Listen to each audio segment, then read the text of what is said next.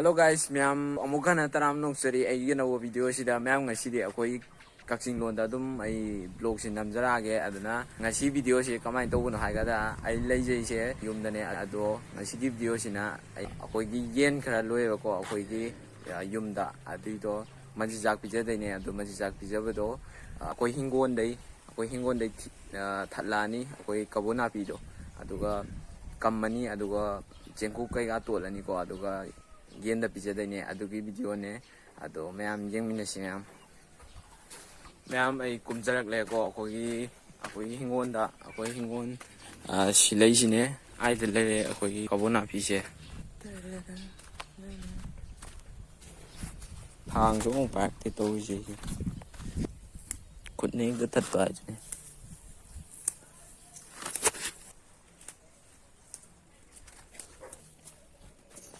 Kita kerap aja mana? Nung ta gitu, masih masalah sih, kan titik kan.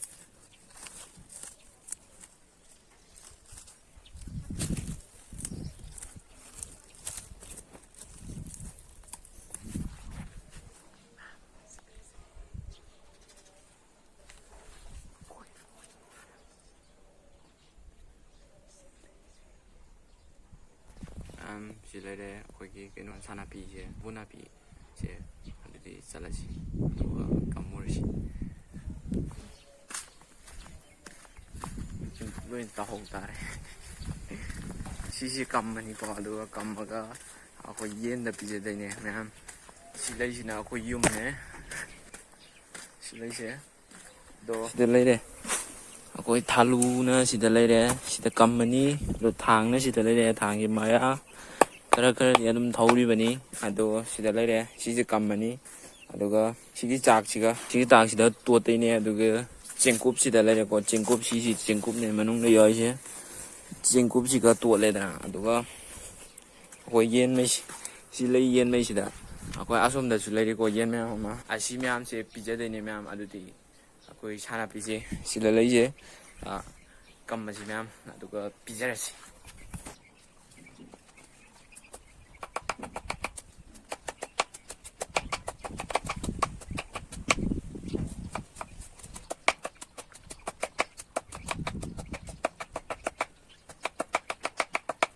Mayam ay kina sai kam giba akoi kowna video kam malore sida leire sida akoi gi chak leire ko yen gi pijara ngai sa sida na akoi chingkop leire sisi to chin bi re si aduga pijara si mayam nam sida je ai ko thai ni yen ni yen pijara ngai itu nang cari pakat kan itu emang lagi ko yen nang sakit ang lokoi Kubang apa lagi nih? Hai, nak berani nak? Wish, tak boleh aja. Oh my god, cinta.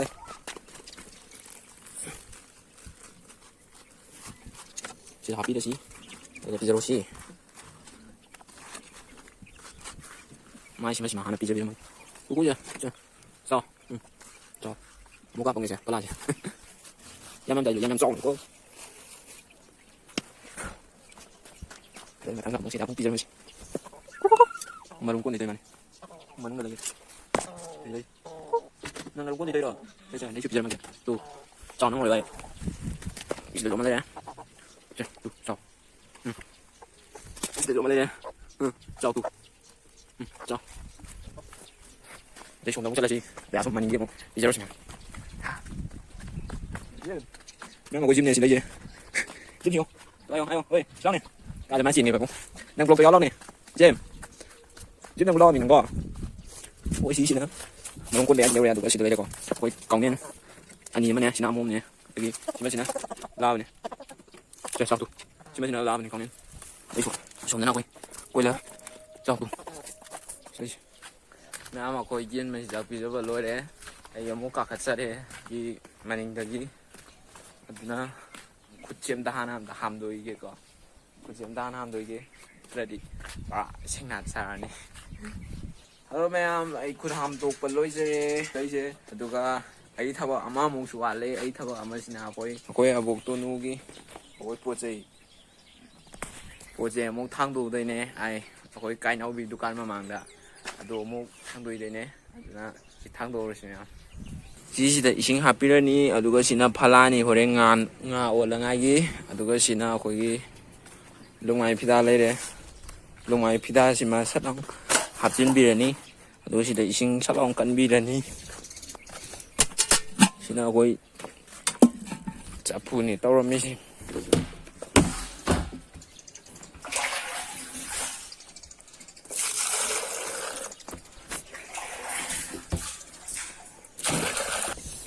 ꯃꯌꯥꯝꯁꯤ ꯂꯣꯏꯔꯦ ꯑꯩꯈꯣꯏ ꯏꯁꯤꯡ ꯁꯤꯗ ꯂꯩꯔꯦ ꯑꯗꯒꯤ ꯄꯣꯠ ꯁꯤꯗ ꯂꯩꯔꯦ ꯁꯤꯁꯤ ꯑꯃꯨꯛ ꯄꯨꯊꯣꯛꯎꯔꯁꯤ ꯃꯌꯥꯝ ꯑꯩꯈꯣꯏ ꯀꯥꯏꯅꯥꯎꯕꯤꯒꯤ ꯗꯨꯀꯥꯟ ꯃꯃꯥꯡꯗ ꯃꯌꯥꯝ ꯁꯤ ꯂꯩꯁꯦ ꯑꯩ ꯈꯨꯠ ꯅꯥꯃꯠꯇꯅꯤꯀꯣ ꯄꯥꯏꯖꯩꯁꯦ ꯌꯣ ꯅꯝꯗꯧꯒꯤꯅꯤ ꯑꯩꯅ ꯈꯨꯠ ꯅꯥꯃꯠꯇꯅ ꯄꯥꯏꯁꯤꯅ ꯑꯗꯨ ꯁꯤ ꯂꯩꯁꯤꯅꯦ ꯃꯌꯥꯝ ꯑꯩ ꯄꯨꯊꯣꯛꯆꯔꯦ ꯃꯥꯏꯒꯣꯟ ꯁꯤꯗ ꯉꯥꯛꯇꯪ ꯊꯝꯃꯤꯒꯦ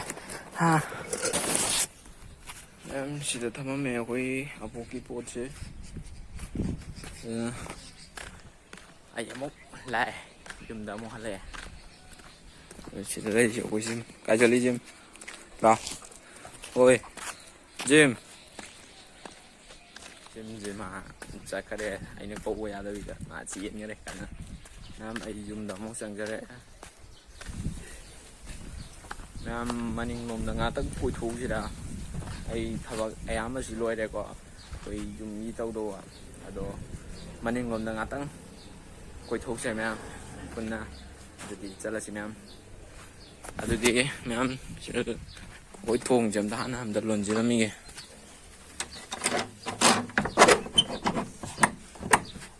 ꯏꯃꯨꯡꯁꯦ ꯍꯥꯟꯅ ꯑꯝꯇ ꯐꯖꯅ ꯂꯣꯏꯁꯤꯜꯂꯝꯃꯤꯒꯦ ꯑꯆꯥ ꯃꯄꯨꯒꯥꯟꯁꯤ ꯍꯨꯟꯗꯣꯛꯑꯝꯃꯤꯒꯦ ꯑꯗꯨꯒ ꯀꯩ ꯂꯣꯏꯁꯤꯟꯗꯧꯕ ꯂꯩ ꯏꯃꯨꯡꯁꯦ ꯑꯌꯥꯝꯕ ꯂꯩꯇ꯭ꯔ ꯃꯥꯅꯦ ꯁꯤꯁꯦ ꯀꯣꯟꯁꯤꯟꯕꯤꯔꯝꯃꯤꯒꯦ ꯑꯩꯈꯣꯏ ꯕꯌꯥꯖꯤꯅ ꯇꯨꯝꯃꯝꯃꯦ ꯑꯗꯨꯗꯤ ꯃꯌꯥꯝ ꯆꯠꯂꯁꯦ ꯃꯩ ꯃꯨꯊꯠꯂꯝꯃꯤꯒꯦ ꯏꯅꯔꯖꯤ ꯁꯦꯞ ꯇꯧꯔꯉꯥꯏ ꯁꯥꯕꯥꯁ ꯊꯣꯡꯁꯤꯒ ꯂꯣꯟꯁꯤꯟꯕꯤꯔꯝꯃꯤꯒꯦ ꯑꯗꯨꯒ ꯃꯅꯤꯡꯗ ꯆꯠꯂꯨꯔꯁꯤ ꯑꯩꯈꯣꯏꯒꯤ ꯂꯧꯕꯨꯛ ꯂꯣꯝꯗ ꯁꯛꯅꯨꯡꯁꯦ ꯀꯃꯥꯏꯅ ꯇꯧꯗꯣꯏꯅꯣ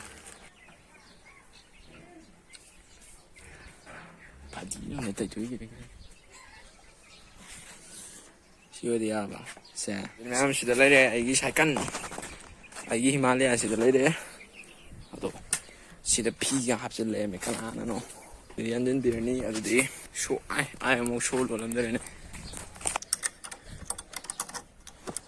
sila suwan halo sila lona mi kangan na bida sila hapsan biya mani ato sila lay ma'am di sala si koy labuk lom na ngatang tung jere ai sakan ni da do yum dai thol lai at thong to la chon chon san ni ko hobi yen dai ba la man san ngam no ngani da ai tum sa lo le ko le kai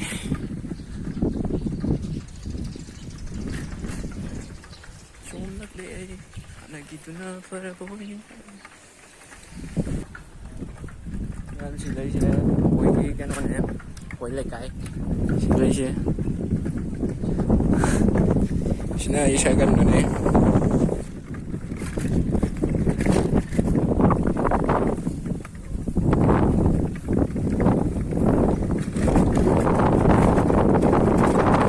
kaya ay darag eh ako'y labog ꯂꯩꯕꯔꯣꯝꯗ ꯑꯩꯈꯣꯏꯒꯤ ꯃꯅꯤꯡ ꯂꯧꯕꯨꯛꯇꯀꯣ video ꯃꯌꯥꯝꯗ ꯌꯦꯡꯍꯟꯖꯔꯛꯀꯦ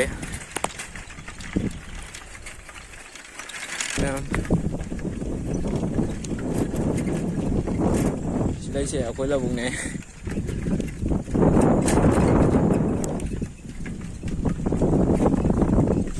ꯇꯥꯃꯩꯔꯣꯗꯨ ꯑꯩ ꯏꯁꯥꯗ ꯃꯥ ꯊꯕꯛ ꯆꯠꯂꯝꯗꯧ ꯃꯥꯜꯂꯦ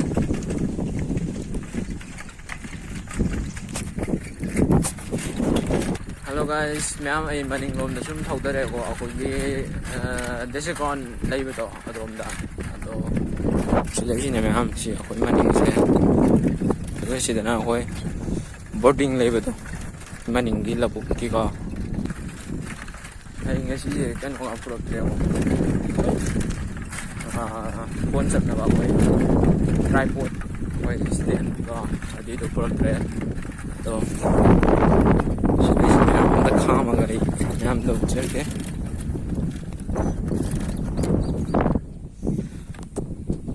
sila yun ma'am ay ako'y lay ani ꯁꯤ ꯁꯥꯠꯂꯤ ꯃꯌꯥꯝꯗꯣ ꯎꯠꯆꯔꯛꯀꯦ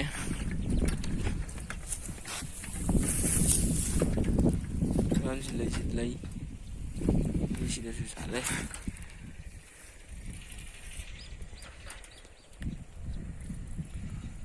ꯃꯌꯥꯝ ꯑꯩꯈꯣꯏ ꯐꯖꯔꯕ ꯂꯧꯕꯨꯛ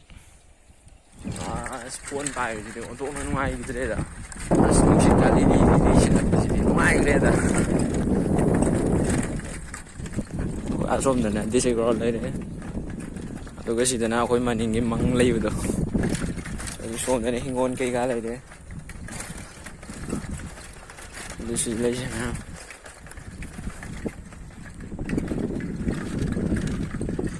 ꯑꯁꯣꯝꯗꯅ ꯗꯤꯁꯇ꯭ꯔꯤꯛ ꯂꯩꯈꯔꯦ ꯑꯗꯨꯒ ꯁꯣꯝꯗꯅ ꯇꯦꯖꯄꯨꯔ ꯆꯠꯄ ꯂꯝꯕꯤ ꯂꯩꯈꯔꯦ ꯑꯗꯨꯒ ꯁꯣꯝꯗꯅ ꯑꯩꯈꯣꯏ ꯃꯃꯥꯡꯂꯣꯝ ꯀꯥꯈꯠꯂꯛꯑꯅꯤ ꯑꯗꯨꯅ ꯃꯌꯥꯝ ꯑꯩ ꯍꯥꯏꯗꯤ ꯌꯥꯝ ꯊꯣꯏꯅ ꯁꯥꯡꯅ ꯀꯣꯏꯔꯣꯏꯒꯦ ꯉꯁꯤꯗꯤ ꯑꯗꯨꯅ ꯑꯩꯈꯣꯏ ꯃꯇꯦꯛꯁꯤꯃꯩꯗꯅꯦ ꯑꯩꯅ ꯀꯣꯏꯖꯔꯛꯏꯁꯦ ꯊꯧꯖꯔꯛꯏꯁꯦ ꯑꯗꯨ ꯃꯌꯥꯝ ꯁꯤꯗ ꯁꯨꯝꯄꯥꯗ ꯑꯩꯈꯣꯏꯒꯤ ꯌꯥꯝ ꯐꯖꯕ ꯃꯄꯥ ꯑꯃ ꯂꯩꯔꯦ ꯑꯁꯤꯁꯦ ꯃꯌꯥꯝ ꯉꯥꯛꯇꯪ ꯄꯣꯊꯥꯕ ꯑꯣꯏꯅ ꯂꯩꯁꯦ ꯑꯩꯁ ꯐꯖꯩꯍꯦ ꯑꯩ ꯁꯒꯟꯁꯤꯗ ꯈꯥꯝꯃꯦ ꯁꯤꯗ ꯎ ꯅꯤꯝ ꯄꯥꯝꯕꯤ ꯑꯃ ꯍꯧꯔꯝꯃꯦ ꯁꯤꯗ ꯂꯩꯁꯤ ꯌꯦꯡꯉꯨ ꯃꯌꯥꯝ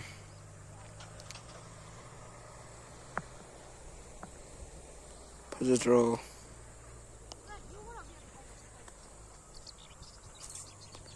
ꯑꯩꯈꯣꯏ ꯃꯅꯤꯡꯁꯦ ꯁꯤ ꯂꯩꯁꯦ ꯌꯦꯡꯕꯤꯌꯨ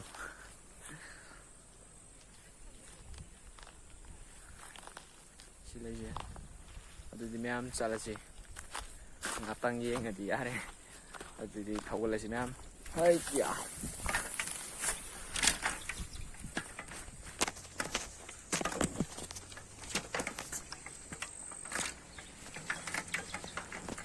ꯑꯩꯈꯣꯏꯒꯤ ꯂꯝꯕꯦꯟꯒꯤ ꯚ꯭ꯌꯨꯁꯦ ꯌꯥꯝ ꯂꯩ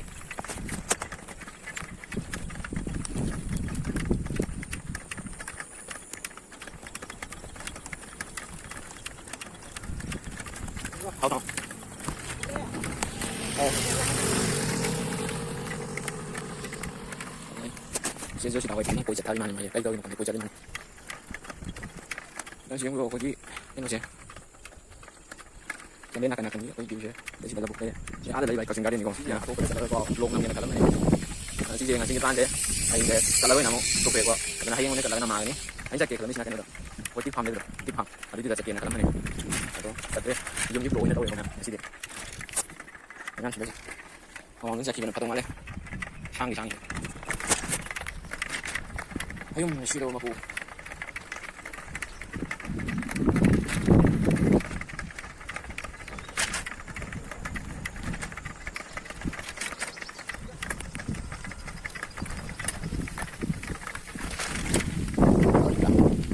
ꯁꯤꯁꯦ ꯑꯩꯈꯣꯏ ꯍꯥꯟꯅ ꯀꯥꯔꯝꯕ ꯑꯩꯈꯣꯏ ꯁ꯭ꯀꯨꯜꯅꯦ LP ꯁ꯭ꯀꯨꯜ ꯀꯛꯆꯤꯡ ꯖꯨꯅꯤꯌꯔ ꯍꯥꯏ ꯁ꯭ꯀꯨꯜ ꯍꯥꯏꯅ ꯑꯣꯟꯊꯣꯛꯈ꯭ꯔꯕꯅꯦ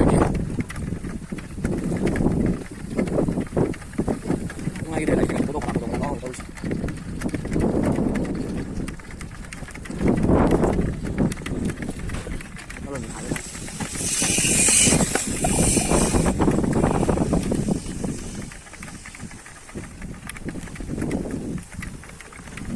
kalinya ko sila pa naman ay pangkalo he sino sa